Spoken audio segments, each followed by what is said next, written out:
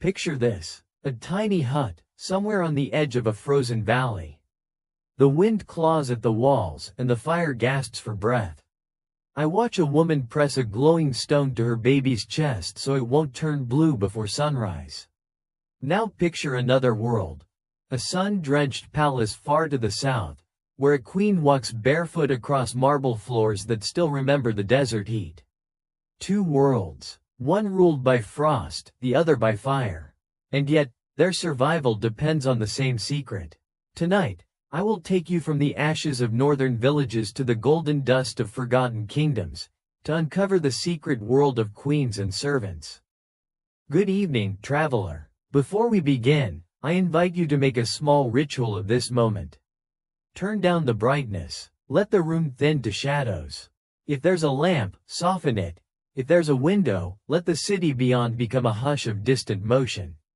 Maybe you're listening from a small apartment, maybe from a dorm, maybe from a night shift desk with a blinking monitor that refuses to sleep. Wherever you are, I'm with you now. Breathe in, slow and patient. Hold. Breathe out, longer than you took in. Again, we start here. With breath, with quiet, with a little pact between your pulse and my voice. I grew up on the sound of old houses settling, timber that remembers winters it survived and summers it forgave. When I say, dim the lights, I mean something practical and something tender. Practical, because attention is a scarce fire and darkness is a good hearth. Tender, because softness is how we make room for the past to step in without shattering. History hates noise. It prefers thresholds, doorways, dusk, the seconds before rain. If you listen carefully, you can almost hear the low hum of an ancient hearth. Not the blaze of celebration, just the steady animal breathing of coals. Smoke and earth, fat and resin, straw and stone, the sense of endurance. That is where our story begins, not in a palace, not under vaulted ceilings or trumpet banners, but in the kinds of places that keep most of humanity alive. Places where warmth meant life.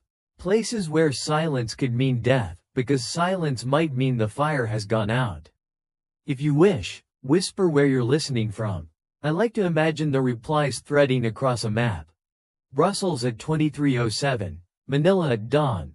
Lagos turning the page of midnight, a truck stop somewhere in Nebraska, a farmhouse in Galloway with a kettle almost, but not quite, singing.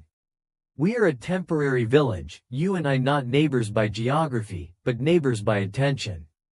Across centuries and miles, warmth still connects us.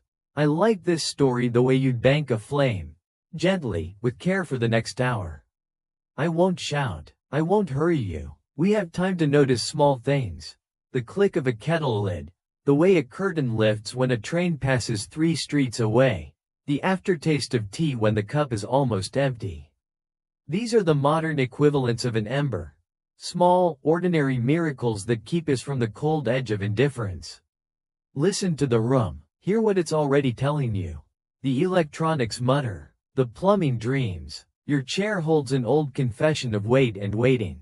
Even now, the present is a museum of minor survivals. We inherit more than bloodlines. We inherit habits of keeping the dark at a polite distance. A switch, a pilot light, a thermostat. These are our ashkeepers. We forget that comfort is engineered, that 1,000 invisible hands arrange our evenings so that we can pretend they arrange themselves. But I don't want to guilt you into reverence. I only want to set the register. The key we'll be playing in. I'm not here to accuse the past or flatter the present. I'm here to look for the hinge, where the ordinary turns and the door opens onto the larger room. Tonight that hinge is warmth, not villains, systems. In a moment we'll travel, not far at first, only to the edge of your imagination, where frost wears a crown of stars and wind writes its impatient letters along the eaves. We'll step, together, from your lamp-lit corner into a hut that holds its heat like a secret.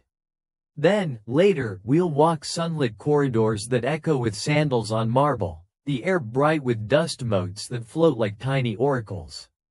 2 climates, 2 tempos, 1 human problem. How to keep the body alive long enough for the soul to learn what it came for. Take one more breath with me. In through the nose, out through the mouth. When the air leaves you, let it carry the rubble of today. The email that stung, the headline that sharpened your shoulders, the regret you've been nursing like a cracked cup. We don't need perfection for the journey, we need space. Space is what stories make when they're told slowly enough. I'll be your ashkeeper for the hour. I'll borrow a coal from the archive and carry it carefully, wrapped in language and patience. You don't have to believe everything I say. Skepticism is a good travel companion.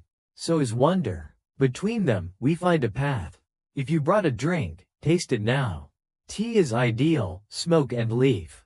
Coffee is fine, bitter like most empires, sweetened by small bribed pleasures.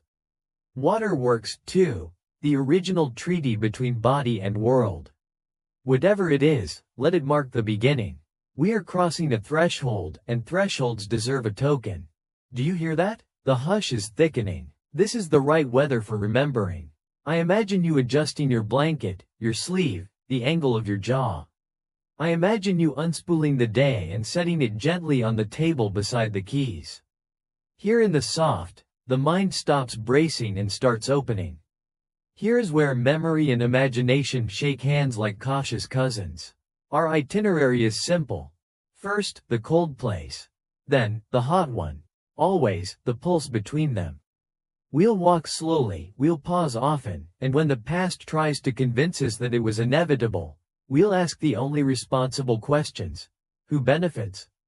Who suffers? Who decides? We will listen for answers not in declarations, but in routines.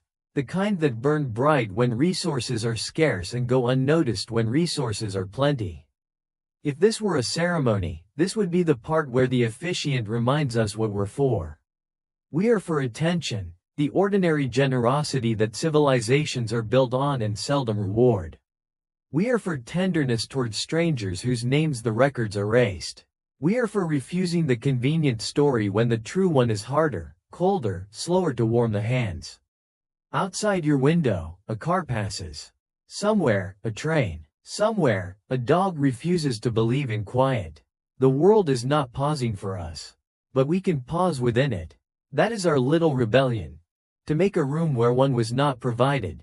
To make a silence sturdy enough to invite the dead to speak without trembling. When we go north, we won't go as tourists. We will go as witnesses, carrying questions like lanterns. When we go south, we won't go as judges. We will go as students, grateful for tile that holds the day's heat and walls that remember what the desert taught them. Between these latitudes, there is a grammar of survival. We will learn its verbs. Bank, barter, breathe, bear, bequeath. For now, just this. Settle. Place your feet on the floor or tuck them under you. Loosen the jaw. Soften the gaze. You don't need to see every word. You only need to feel the shape the words make when they land. Let the world shrink to the size of a hearth. Yours, mine, theirs. And let the door stand open enough for a traveler in from the weather. If you wish, whisper where you're listening from. I'll read it later, and somewhere a line on a map will glow a little warmer. It helps to know we are not alone in the dark. It helps to know that across time zones and languages and the stubborn habits of fear, a simple thing still works. A voice, a breath, a story. All right, the lights are low, the room is quiet, the ash is ready. When you are, I'll carry the first coal. Before the names of kings were carved into stone, before palaces rose like mirages from the dust, before written language claimed the right to remember, there was Valmere. I speak of it not as a place you could find on a map, but as a rhythm the human body once understood. Frost and thaw, hunger and harvest, breath and prayer. I found traces of it in a footnote, in an old trader's ledger, in songs whose meanings eroded like cliffs but left their cadence behind. It wasn't an empire. It wasn't even a kingdom. It was a settlement that refused to die. Valmere lay where the northern valleys fold into one another like clasped hands, low hills veined with birch and snow-fed streams that sang until the first true freeze. Smoke curled through thatched roofs. Goats huddled in pens lined with straw that steamed in the morning light. The people measured time not in months but in hardship survived. Their vocabulary for cold had dozens of shades: sharp, bruising, hollow, honest. Each meant something different about the way the air touched skin or the way hope behaved inside the lungs. Life was a conversation with necessity. The women patched wool until the threads themselves forgot their origins. The men split logs, stacked them by height and dryness, as if order could ward off despair. Children played around steaming cauldrons, their laughter thin but real, a fragile defiance against the wind's authority. From afar, it might have looked like suffering. Up close, it was discipline, the daily rehearsal of survival performed without applause. There were no coins, no quartz, no marble gods, only barter and memory. A pot of barley for a spool of flax. A promise of help when the next calf came breech. The closest thing to wealth was warmth, and warmth was always temporary. To be generous in Valmere meant to give fire or food or silence when someone needed it most. A family's honor rested not on ancestry but on how many others they had kept alive through the long dark. The elders told stories to children the way we tell weather forecasts. If the crows gather early, the frost will come fast. If the river sings too loud, it's warning the ice. Their myths were practical, their prayers logistical. They sang to the goddess Elandra not for glory but for just enough mercy to see the next thaw. In return, they offered small things: a drop of fat, a ribbon of wool, a word spoken into smoke. Faith, in Valmere, was an agreement between exhaustion and gratitude. I imagine the evenings most clearly. Dusk arrived early, soft but absolute, as if the sun itself had grown weary. Villagers would retreat indoors, sealing shutters with pitch, stuffing moss into gaps between logs. Inside, the air thickened with breath and animal heat. Pots simmered on hooks, releasing the fragrance of roots, onion, and the faint sweetness of turnip. Each house was a miniature universe orbiting its hearth. The fire was not decoration, it was sovereign. Its crackle decided who lived and who became a cautionary tale. Yet even in such austerity, there was beauty. Not the ornate kind that begs to be preserved, but the plain kind that endures because it must. The light of embers on faces turned inward. The sound of wool being carded, a rasp like contentment. The moment before a log caught flame, when smoke hesitated, a breath between doubt and renewal. These small mercies stitched the world together tighter than any law could. No one in Valmere would have called themselves poor. Poverty requires comparison, and they had no one to compare to. They had rhythm instead. Rhythm is what poverty becomes when it finds dignity. There was a pattern to everything: wake, work, warm, rest. Even suffering had its schedule. The frost arrived in predictable moods, and people responded with predictable obedience. It was a balance between cruelty and understanding. Each respected the other's domain. I once found a fragment of a lullaby in an old archive, recorded by a traveler who passed through the region centuries later. The words, translated loosely, go something like this: "Sleep, little flame, hide from the wind, dream of the sun's return." It struck me that the mother wasn't singing to her child but to the fire itself. The child was merely within earshot. That, in essence, was Valmere's theology. Tend to the flame, and life will tend to you.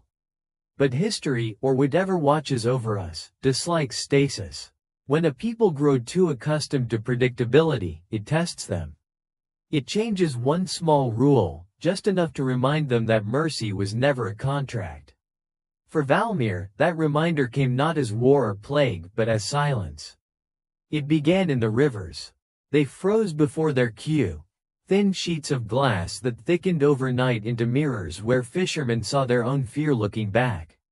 Then came the spoiling of the harvest. Root cellars that had preserved food for generations suddenly failed, the crops turning bitter as if the earth itself had withheld approval. Birds fled early. Wolves crept closer. The air felt altered, heavier, as though time had skipped a beat. The villagers gathered in council, counting stores, arguing over omens. Some said it was punishment. Others said it was chance. But beneath the debates ran a quieter panic. the realization that their rules no longer guaranteed safety. A few families began hoarding fuel, stacking it like fortresses around their homes. Others rationed fire itself, letting it die to embers at night to save wood for later. In a world ruled by frost, hoarding warmth was treason, but hunger made new morals. When the first family perished, the rest took note not with shock but with resignation. Death, after all, was part of the rhythm. What frightened them was that this death felt offbeat, arriving too early, too easily. The priest of Elandra performed rites until his voice cracked, his breath freezing into tiny clouds of futility. Still, the frost thickened. No one yet knew that a stranger was already walking toward them through the snow, carrying the dust that shimmered blue. But I'm getting ahead of myself. For now, we stay in the world before, the world where the laws of cold were familiar, and people believed they understood how to bargain with them. If you stood outside one of those huts at dusk, you'd see only a faint glow through the seams of wood, the pulse of a fire kept small but stubborn. You'd hear lullabies to the flame and the low gossip of survival. You'd feel, perhaps, what they felt. The uneasy satisfaction of knowing that for tonight, at least, you were winning the oldest argument in history, the one between warmth and time. That was Valmere's greatness, though no chronicler ever called it that. Not conquest, not invention, just endurance. They endured so well they mistook endurance for permanence. They forgot that the frost listens too, and that every time a people declare they've mastered it, it sharpens its teeth and waits. So picture them now, those villagers who thought they had learned all the ways of cold. Picture their quiet certainty that next year would resemble the last. Picture the trust between breath and flame, the delicate mathematics of fuel and faith. Because soon, the equation will break. Soon, the frost will arrive early, the fires will fail, and the stranger will appear. But in this moment, this calm before the rules change, the world is still mercifully predictable. Smoke rises, roofs glisten, laughter flickers through the dark. The people of Valmere think they understand the universe. They don't know yet that the universe is already rewriting the script. And if I close my eyes, I can almost feel their warmth, faint, borrowed, trembling on the edge of extinction, still enough to thaw the memory of what it meant to be safe. That winter came too soon. The villagers of Valmere had known early frosts before, but this one was different, crueler, more deliberate, as if the season itself had grown impatient with their resilience. By the time the first snow fell, the rivers were already locked under glass, and the fields, half harvested, half frozen, looked like the bones of a promise broken too soon. I remember the sound most clearly. Not the howling of wind, but the silence that followed it, the kind of quiet that carries weight, as though the air itself were holding its breath. Fires burned low, wood piles shrank, and the smell of smoke thickened in every hut until it coated the tongue like ash. Children stopped playing outside. Even laughter, when it appeared, seemed brittle, cracking apart before it reached the door. The old men said it was the kind of winter that arrived once in a lifetime. The old women whispered that such winters came to test the gods. The rest of us stopped pretending to understand which explanation comforted us more. The first true panic came when the fish traps yielded nothing.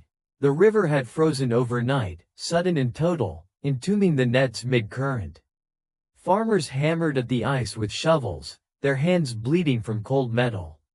When they finally broke through, the water beneath was black and motionless. No fish, no sound, just a reflection of their own frightened faces, framed by frost. The second panic was quieter but deeper. The food stores began to spoil. Cabbages shriveled, roots went sour, grain sacks turned damp from some unseen moisture that spread like rumor. Mothers scraped mold off loaves with knives, saving what they could, telling their children the green parts were herbs. By the time the first month ended, the village smelled not of life but of rot. And yet, people endured. That's what humans do. We translate terror into routine. We count logs. We measure porridge. We invent explanations that make suffering seem like a plan. Some blamed the priest, saying his prayers had grown thin. Others blamed the traders who'd passed through weeks before, claiming they'd brought a southern curse. But most simply worked harder, as if effort itself could thaw the sun. Then, one by one, the fires began to fail. It started in the northern quarter, where the wind hit hardest. A widow named Riska was the first to find her hearth dead in the middle of the night. She'd banked it carefully, as always, but when she woke, her cottage was filled with a strange stillness. The coals were gray, cold, and dry, as if they had never burned at all. She swore she'd seen a thin shimmer in the air, like frost made of light, just before the fire died. By the next week, 5 more homes had gone cold. People began to take turns watching their fires, fearful that sleep itself might invite the frost inside. Children dozed upright in chairs, clutching sticks they could poke into the embers if they faltered. But the fires failed anyway. No matter how much wood they fed them, the flames dimmed, as though some invisible hand were closing around their throats. When the last communal hearth in the meeting hall went dark, the priest of Elandra declared a fast. "The goddess is speaking," he said. "We must listen. But what does one hear when even the gods are quiet?" For 3 days, the villagers gathered at dawn, faces wrapped in wool, hands clasped around cold stones where warmth should have been. They prayed until their voices turned hoarse. On the 4th day, the wind shifted, bringing a sound they had not heard in weeks: footsteps. He came from the eastern road, a figure cloaked in gray, moving slowly, deliberately, like someone listening to the snow. His arrival felt less like rescue and more like interruption. He carried no pack, no weapon, only a small pouch at his side. The villagers watched him from their thresholds, suspicion fighting with hunger in their eyes. In Valmere, strangers were rare. In winter, they were unthinkable. The man did not speak at first. He walked straight to the center of the village, to the largest hearth, cold as bone, and knelt beside it. His hands were bare. The crowd murmured, expecting frostbite to take him instantly, but the air around him shimmered faintly, as though the snow itself hesitated to touch him. From the pouch, he drew a handful of dust, blue, almost luminous. It caught the dying light and reflected it back like frozen fire. He scattered it into the hearth, and for a moment, nothing happened. Then, with a low, drawn-out sigh, the ashes stirred. A spark, no larger than a coin, blinked to life. Then another. Within seconds, flame bloomed upward, golden and full, devouring the logs as though starving. The heat rushed outward, startling those closest to it into stepping back. The widow Riska wept openly. Someone shouted that it was witchcraft, someone else shouted that it was salvation. The stranger stood, his expression unreadable. His eyes, gods, I remember those eyes, glowed faintly, as if reflecting an inner fire. He spoke only once, his voice low but clear, "Keep what you kindle." Then he turned and walked into the dark the way he'd come. No one dared follow. By morning, his footprints had melted into the frost. That night, the villagers kept watch by the fire he had reignited. It burned differently than before, steady, almost alive, casting light that felt both comforting and strange. When dawn came, it was still burning. When dusk returned, it burned brighter. Someone whispered that Elandra herself had visited them. Others muttered that no goddess would come in human form. But belief didn't matter. The fire mattered. Within days, the other hearths began to burn again. Somehow, the embers taken from the stranger's flame carried the same impossible vitality. Even when left untended, they refused to die. Children carried small glowing stones from house to house, wrapped in cloth like sacred relics. People began to sleep again. The air inside the huts turned fragrant with boiling broth, laughter, and cautious hope. It was as if winter had blinked. The frost still ruled outside, but inside, warmth had reclaimed its throne. And though the people of Valmere did not yet know it, their salvation had bound them to something far older and far stranger than the goddess they prayed to. That night, as the village slept, I stood outside watching the stars. The wind had calmed, but the silence was thick, humming faintly, as if the earth itself was exhaling after holding its breath too long. The snow beneath my boots glowed with a faint bluish tint, and for an instant, I thought I saw shapes moving beneath the ice, currents of light, swirling like embers caught in water. Then the vision faded, and only the cold remained. No one ever learned who the stranger was. Some said he was a wandering alchemist from the southern deserts. Others whispered of angels or ghosts, or something older that wore human shape for convenience. The priests built a shrine in his honor, calling him the Flamebearer. The children, less pious, called him simply, the Spark. Whatever he was, his brief visit rewrote the story of Valmere. Fires would never again be taken for granted. From that night forward, the villagers buried embers in ash at sunset, feeding them breath before sleep, whispering the stranger's words like a charm. Keep what you kindle. And for a time, they believed the worst had passed.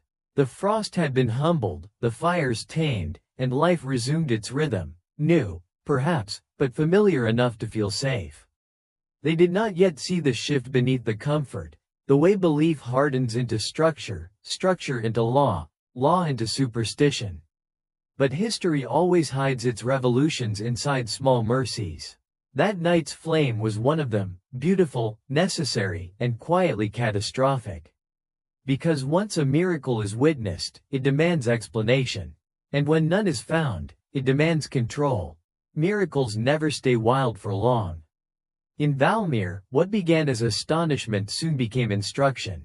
The villagers, grateful, reverent, and slightly afraid, decided that if the stranger's fire could not die, then the secret must lie not in him but in the way the flame was tended. Faith became method, and method became survival. They called their new practice the keeping. Each evening, when the last task was done and the sky folded into black, a family would bank its hearth. The coals were buried under layers of ash and salt to preserve their heat. Come dawn, the mother of the house would uncover them, breathe a soft pattern, 2 slow breaths, 1 fast, and the fire would rise again. The ritual spread from house to house until no one questioned its origin. Within weeks, every family in Valmere was performing the same quiet choreography of preservation. But routines, like rivers, create hierarchies. Some households found their embers stronger than others. Their fires burned longer, their food cooked faster, their huts stayed warmer. Neighbors began to visit, asking to borrow a handful of ash when their own fires weakened. The borrowing worked, perhaps through faith, perhaps through chemistry, and those who lent became known as ashkeepers. At first, it was a kindness. But kindness in times of scarcity is a form of power. The keepers began to organize, creating rules for how warmth could be shared. A family seeking aid would offer something in return. A loaf of bread, a day of labor, a story to be remembered at the next gathering.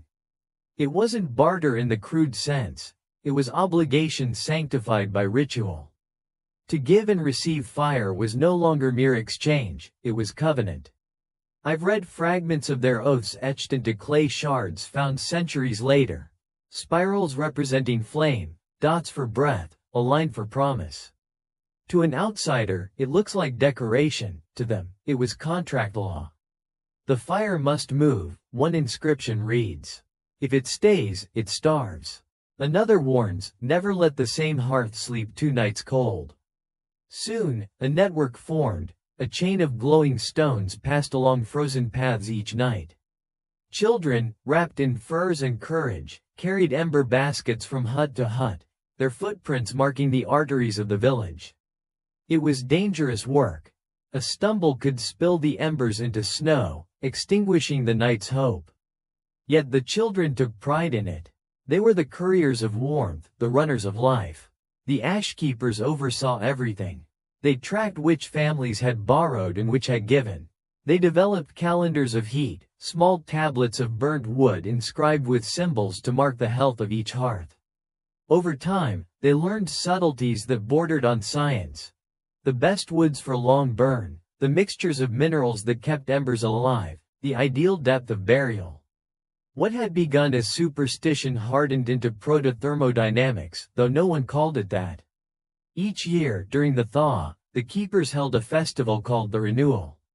The entire village gathered at the central hearth where the stranger had kindled his flame.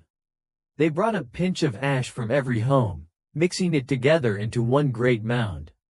From that communal heart, new embers were divided and returned to each household. So that none forget the first fire, the priest would proclaim. It was part ritual, part census, part insurance policy. The system ensured equality, at least in theory. But human nature is heat too. It rises, consumes, and changes the air around it. Some keepers began hoarding embers in secret, convinced that their warmth was purer, closer to the stranger's original dust. They guarded their ash pits behind locked doors, inventing reasons why others could not watch their methods. Whispers grew. That certain families' fires never smoked, that their light had a blue edge like the stranger's flame. Envy smoldered beneath gratitude. Over the years, the keeper's authority expanded beyond fire. They mediated disputes, predicted weather, even advised on marriages. Warmth had become metaphor. Those deemed cold-hearted were shunned from gatherings, their hearts left to die. The ability to sustain flame was proof of moral worth. To lose one's fire was to lose one's place in the village's memory. There was logic in it, of course. In a climate where death could creep under the door by dawn, morality had to serve biology. Sharing heat wasn't just kindness, it was infrastructure. But as the system grew intricate, something subtle shifted. Survival had once depended on collective vigilance, now it depended on obedience. I picture a night decades after the stranger's visit. A council of ash keepers seated around the great hearth, each with a clay bowl of embers before them. Their faces lit from below, eyes reflecting gold. Outside, snow hammers the roofs. Inside, they debate who may receive warmth next. A mother with a sick child? A farmer whose debts have grown? They weigh not just need, but worthiness. Fire had become judgment rendered in flame. Still, their knowledge deepened. They noticed how breath affected combustion, the rhythm mattered. Too fast, and the flame choked. Too slow, and it starved. They codified this into prayer, in through the nose, out through the heart. It was instruction disguised as devotion, and it worked. Children memorized the pattern before they learned to count. By now, Valmere's survival was no longer luck. It was system. The village endured winters that would have extinguished others. Travelers passing through spoke of its impossible fires, of smoke that rose even when the wind howled. They called it the Warm Veil. The name spread. Stories followed. Soon pilgrims came, bringing offerings, rare salts, southern spices, pieces of ore that glittered faintly blue. The keepers accepted them all, claiming the gifts pleased Elandra. But privately, they studied the blue dust with curiosity. Some said it matched the color of the stranger's flame. Generations passed. The keeping became religion. Temples of stone replaced huts. The central hearth grew massive, ringed with inscriptions that combined prayer and physics. Measurements of airflow beside invocations of divinity. The keepers, now priests, taught that warmth was a living spirit, one that could be shared but never owned. To hoard it was sin, to waste it was treason. Yet their own fires burned brighter than any others. Hypocrisy, like heat, rises fastest near the source. By then, the ritual had spread beyond Valmere. Neighboring villages adopted it, adapting the chants, trading for blue stones said to hold eternal heat. A network of warmth stretched across the north, connecting isolated communities through a common language of fire. Messengers traveled from one settlement to another carrying embers sealed in clay jars, spreading not just flame but faith. Centuries later, historians, if we can call them that, would find the remnants of these systems and label them quaint. They'd call it primitive thermodynamics, an early understanding of heat conservation rooted in myth. But that term misses the point. For the people of Valmere, warmth was not a concept, it was a covenant. To them, fire was not chemistry, it was character. And yet, every system, no matter how sacred, eventually forgets why it was created.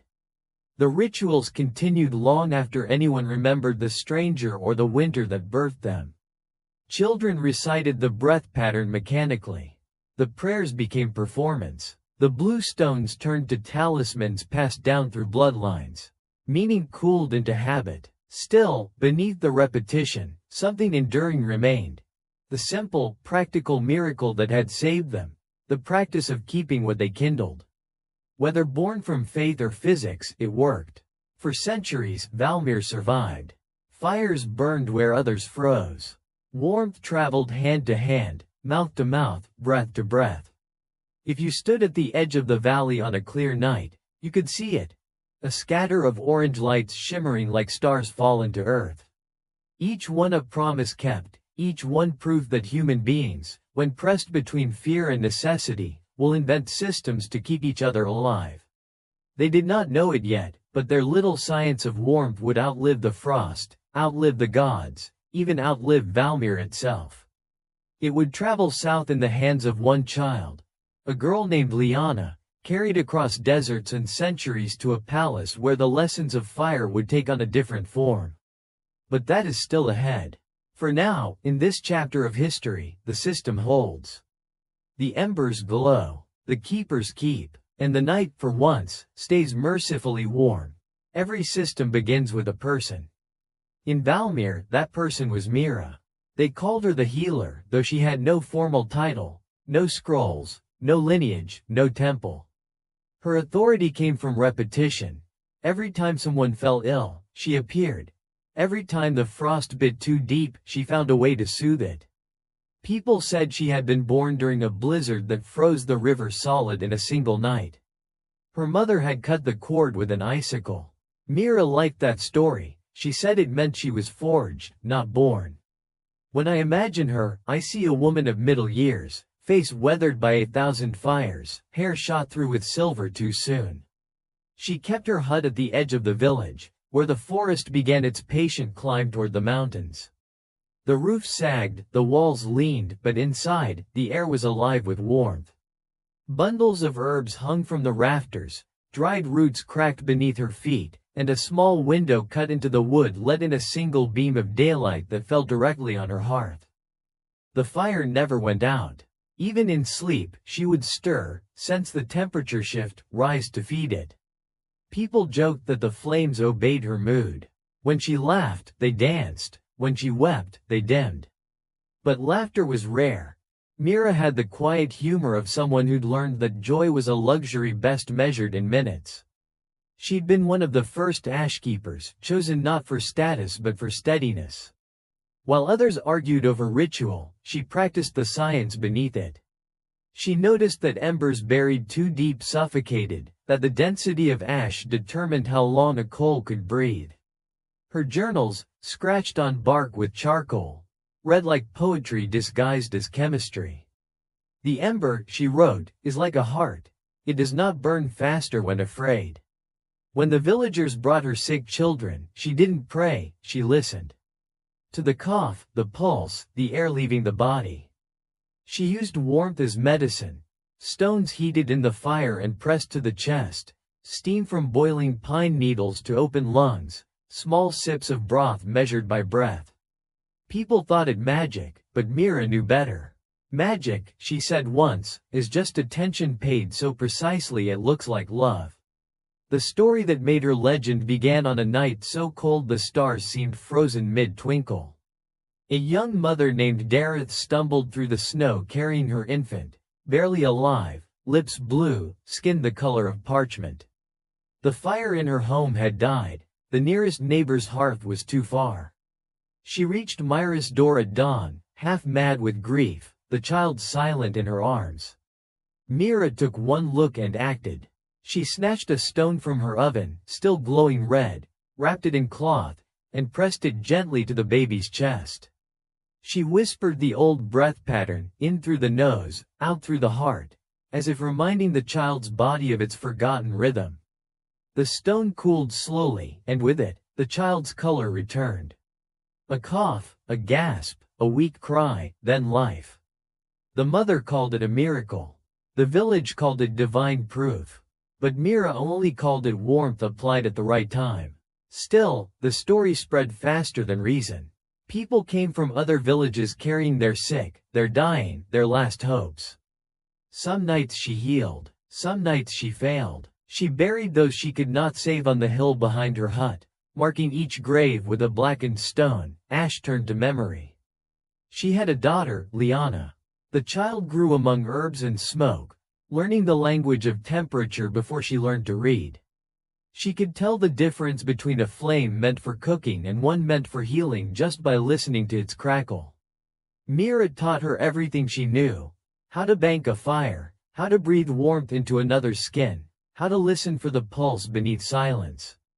But knowledge, like flame, demands oxygen, and Valmere was running out of air. By the time Liana turned 7, the Ashkeepers had become less a guild and more a council. They wore blue-tinged robes now, embroidered with the spiral symbol of the eternal ember. They spoke of purity, of rules, of punishment for those who wasted warmth. Mira, who had once helped shape their practices, found herself increasingly at odds with them.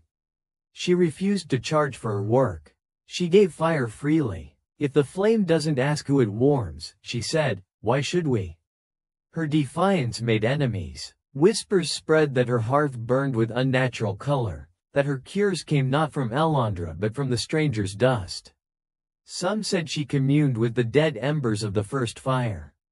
To the frightened, her generosity looked like arrogance. The keepers summoned her for questioning more than once, and each time she returned quieter, wearier, but unbroken. The end came, as endings often do, disguised as accident. It was the longest night of the year, when the villagers gathered at the central hearth to renew their vows. Mira stayed behind. She had a patient, a fevered child whose breath came ragged as torn cloth. Liana sat by the window, watching snow drift sideways, when she smelled smoke, too thick, too sudden. The roof above the hearth glowed orange. Mira turned, saw the flame licking upward, and shouted for Liana to run. The rest unfolded in moments. The roof collapsing, sparks exploding into the night, villagers arriving too late with buckets of snow. They found only ashes. The hut collapsed inward like a dying lung. Myra's body was never recovered. In the center of the ruins, untouched by fire, lay a single glowing stone, the same she'd once used to save a child. They buried the stone beneath the altar in the temple of Elandra, calling it proof that the goddess had reclaimed her servant. The flame returns to its source, the High Keeper declared. The crowd murmured agreement, half believing, half afraid. Only Liana, her face streaked with soot, remained silent. She knew her mother had not prayed to gods for her miracles. She had trusted warmth itself, and warmth, being loyal, had come to claim her back. After the fire, the council took the orphaned girl in. They told her she would train as a keeper, continue her mother's work under proper supervision. But they underestimated how much of Myra's defiance had already taken root in her. Liana obeyed outwardly, learning the chants, the rituals, the measured breaths. In secret, she studied her mother's charred journals, piecing together fragments of a different truth. That fire was not a gift from heaven but a pact between human need and the patience of the elements. When she turned 15, a caravan from the south arrived, a rare sight, bringing salt, cloth, and tales of empires that glittered under endless sun. Among them was a merchant woman named Saethem, who saw something in Liana's eyes, intelligence edged with hunger. She offered to take the girl as an apprentice, promising education and safety beyond the frozen valley. The council agreed quickly. An orphan was easier to export than to honor. Before she left, Liana visited her mother's grave, a cairn of melted stones blackened smooth by years of wind. She knelt, pressed her palm to the cold rock, and whispered the breath pattern one last time. In through the nose, out through the heart. The air around her warmed faintly. She smiled. Then she stood, turned south, and walked into history. The journey took months. Through snow, through mud, through forests that smelled of iron and rain. Saethem taught her to read trade scripts, to measure spices by weight, to calculate profit and loss. But Lyanna never forgot the lessons of temperature.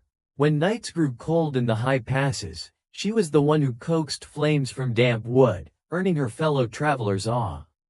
They called her the Ember Child. By the time the caravan reached the gates of Saethem, the desert empire of gold and dust, Lyanna's past was already turning into legend.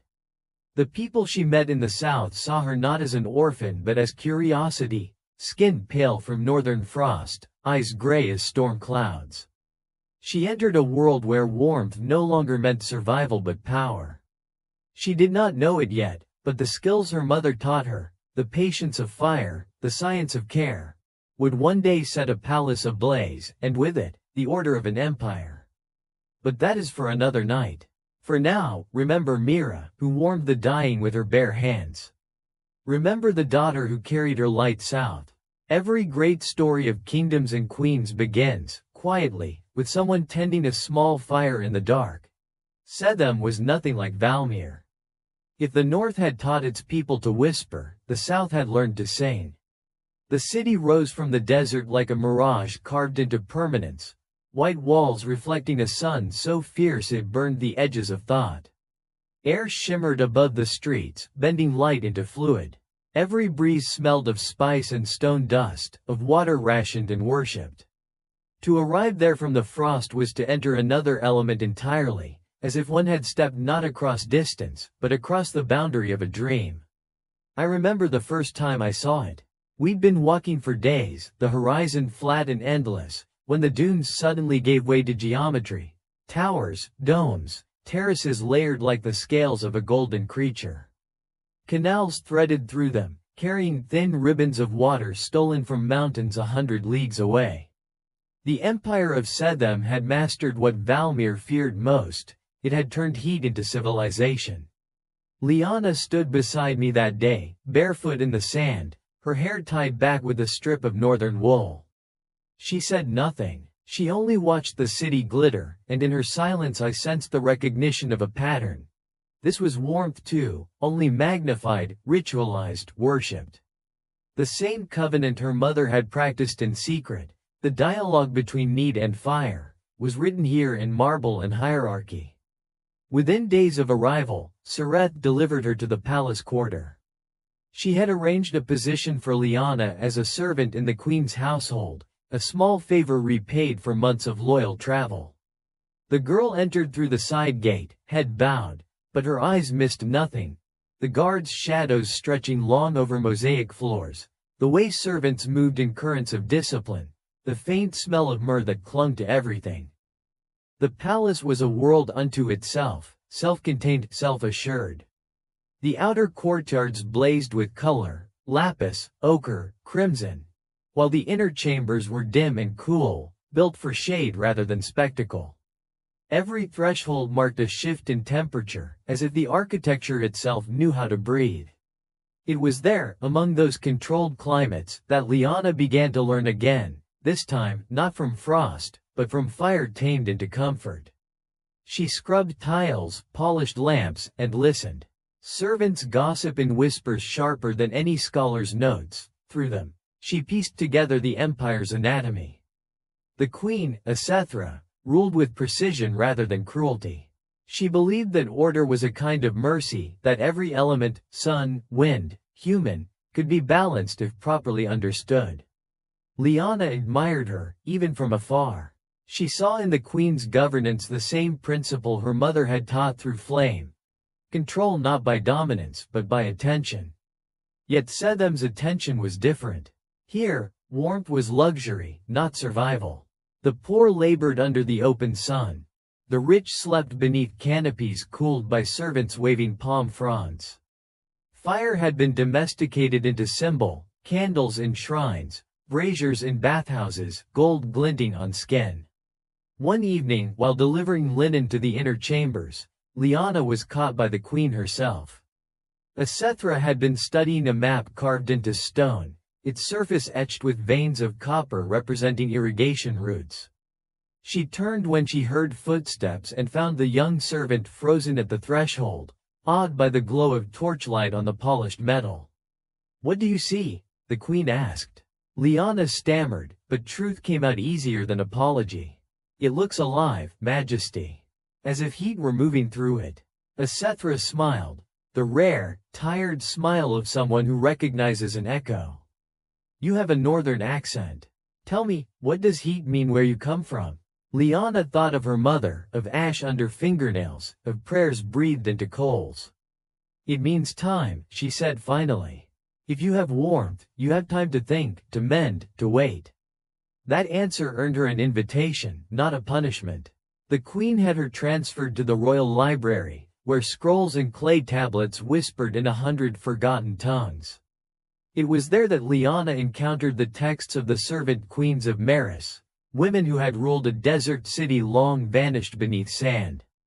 They governed not by decree but by understanding, maintaining equilibrium between the heat of the sun and the cool of the underworld. Their symbol was a divided circle, half flame, half shadow. The more Lyanna read, the more she dreamed. She began to imagine that Valmere's frost and Saethem's fire were two halves of the same inheritance, waiting to be reconciled. She saw connections where others saw contrast. Both peoples had worshipped balance through temperature, both had mistaken necessity for divinity.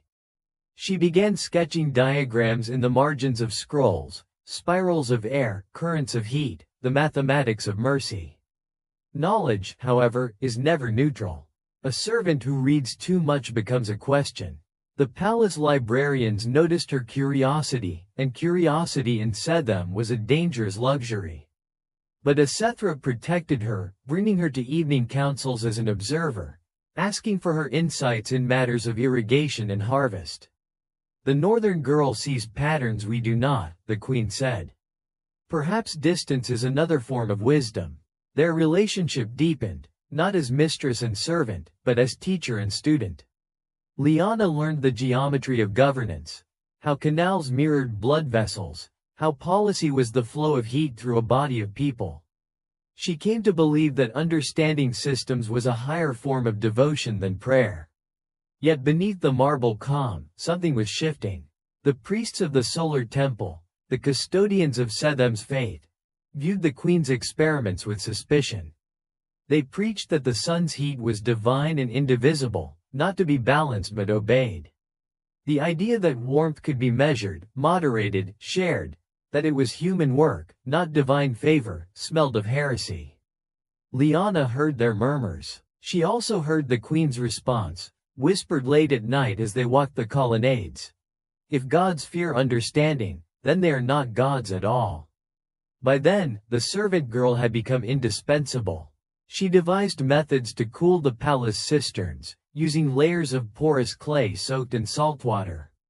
She proposed a design for wind towers that could draw heat upward and out, reducing the need for endless laboring servants.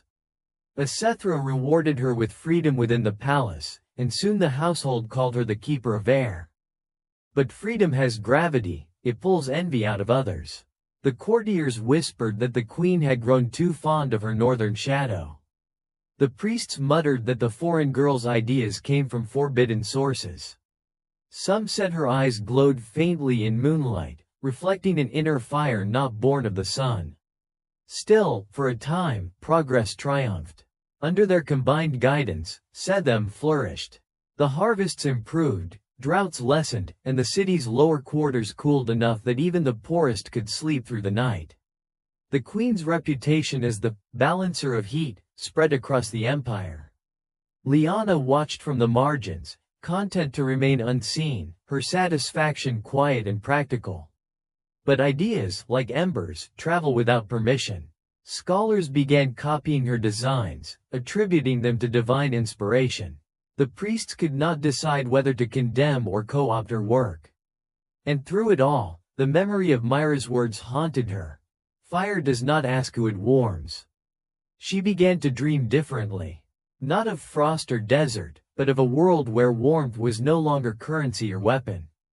In those dreams, Valmere's snow melted into Saethem's sand, creating a river that ran between them, carrying both ice and fire without conflict. She would wake with tears drying on her cheeks, uncertain whether they came from hope or grief. The people of Saethem noticed change too. They began to whisper that the queen's foreign advisor could speak to the elements, that her presence had softened the sun itself. In the markets, charms shaped like small coiled flames appeared, sold as tokens of northern blessing. Liana ignored them, though sometimes, alone at her desk, she traced the spiral with her fingertip and felt the faintest warmth rise from the clay. She never saw how close her ideas were to rewriting the empire's foundations. To her, they were acts of service, echoes of her mother's hands shaping heat into healing. But history, ever hungry, was preparing to devour both gratitude and balance, turning them into accusation. For now, though, the city gleamed. The air above the palace shimmered gold. And somewhere deep within the archives, a young woman from a frozen valley studied the architecture of warmth, believing she had finally found a place where her mother's flame could live without fear. She could not know that in teaching an empire to temper its fire, she was already lighting the fuse that would consume it. Power never announces its decay. It begins as a subtle tremor underfoot. For Liana, it started with silence. The queen stopped attending the morning councils. The priests had grown louder in their devotion, filling the city with hymns to the unyielding sun, songs that left no room for shade. The air of Saethem felt heavier, as though the desert itself had drawn closer, ready to reclaim what civilization had stolen. Rumors travel faster than heat. In the markets, people whispered that the queen had angered the gods by listening to her northern servant. Some said the air towers drew spirits from the underworld. Others claimed the cool wind that now swept through the lower quarters was not mercy but omen, an unnatural inversion of the divine order. In the palace, suspicion turned systematic. Courtiers who had once praised Liana now averted their gaze when she passed. The scholars who had copied her diagrams quietly burned them. Even the guards, men she had taught to breathe through heatstroke, avoided her eyes. She felt the temperature of trust drop degree by degree. The queen tried to shield her, but isolation is contagious. Asethra's ministers began presenting her with new decrees drafted for the empire's moral health. One of them banned servants from handling sacred objects. Another forbade northern practices of heat manipulation, claiming they blurred the line between human craft and divine will. The queen signed none of them, but her hesitation was read as weakness. One evening, as the last light faded across the marble courtyards, Liana found Asethra standing by the great pool of reflection. The queen's bare feet were in the water, her robes gathered in her hands, her crown resting beside her like an afterthought. "They've turned the sun into a weapon," she murmured. "They think worship requires blindness." Liana knelt beside her, then opened their eyes. Asethra smiled sadly. "And watch them burn?" It was the last calm night either of them would know. The next morning, a delegation from the temple arrived. The High Solar, draped in gold, announced that the gods demanded purification. The northern woman's presence, he said, had unbalanced the sacred heat. The audience hall, packed with courtiers and soldiers, shimmered with both sunlight and tension. Liana stood beside the queen, silent. She understood the choreography of power. She could feel it shifting like sand beneath her. The High Solar continued, his voice steady and theatrical. Saethem was founded on devotion, not invention. To meddle with divine order is to invite drought, plague, and ruin. The air has grown cool, Majesty. The gods shiver in disapproval. The courtiers murmured their agreement. The queen's jaw tightened. "If the gods are cold," she said evenly, "perhaps they should learn to share the sun." Gasps rippled through the hall. It was too clever, too human a reply. Liana's stomach turned. She knew what would come next. That night, the city's priests declared a vigil. Fires were lit in every street, turning Saethem into a landscape of flickering accusation. Statues of the sun god blazed atop towers, their bronze faces red with reflected flame. In the alleys, people prayed loudly, hoping noise would prove faith. The desert wind carried ash instead of dust. By dawn, A decree was nailed to the palace gates. The servant Liana of Valmere is to be examined by the Council of Purity for heresy and unlawful sorcery. She was taken without struggle. In the council chamber, the air was thick with incense meant to clarify truth. 10 priests sat in a semicircle, their faces half hidden by veils of gold thread. They asked questions designed not for answers but for confession. Who taught you to command the wind? I learned to listen to it, Liana replied. Do you deny that you have interfered with the balance of sacred heat? I helped the city breathe. Did you instruct the queen in forbidden arts? I showed her patterns in air and water, not spells. Patterns, one priest hissed, are the language of demons. They accused her of resurrecting the cult of Maris, the ancient servant queens whose writings she had studied. The priests claimed she drew power from the bones of the desert, that her mother's fire was not natural but necromantic. They said her designs cooled the palace not with wind but with the breath of the dead. When she remained silent, they took it as admission. The next day, the queen was summoned to witness the verdict. The hall was crowded, the air shimmering with heat and fear. Liana stood barefoot on the marble floor, wrists bound, her hair tangled from sleepless nights.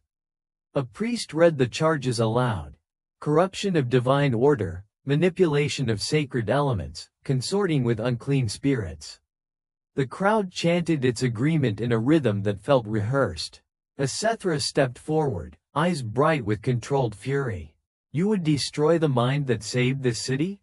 The High Solar bowed slightly. Majesty, she has turned our people from reverence to curiosity. The gods will not forgive that. Perhaps they never taught us to ask why, the queen said.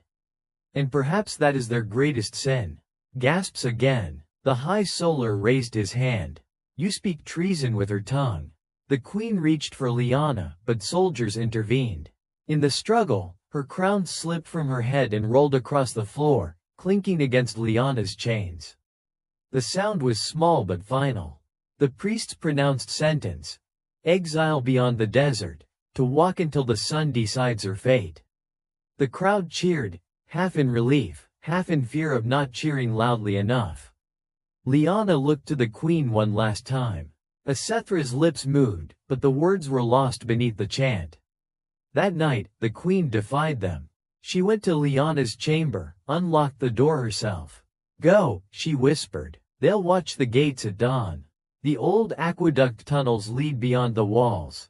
Follow them. Liana hesitated. And you? Saethem shook her head. I will hold their fire as long as I can. They embraced. Two women bound by an element older than either empire or frost. Then Liana slipped into the tunnels, barefoot, carrying nothing but a small vial of blue dust she had kept hidden since her childhood.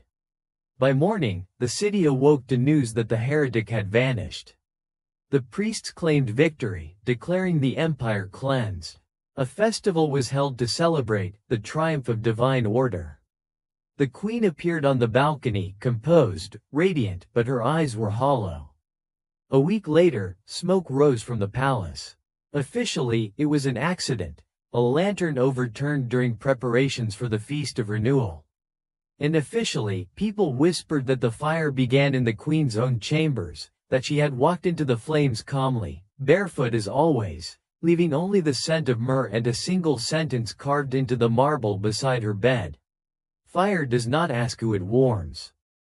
The priests erased the inscription, but the servants remembered. They repeated the words in secret, soft as breath, until they turned into prayer. Over generations, the story bent and blurred. The northern girl became a goddess of balance, the queen a martyr of compassion, the empire a cautionary tale told under the hiss of desert wind. No one ever found Liana's body. Travelers claimed to see a pale figure wandering the salt flats at night, carrying a lamp that glowed blue against the sand. Some said she crossed the sea, others that she became dust herself. I like to think she kept walking until frost met fire again, until the world cooled enough for her mother's lessons to make sense.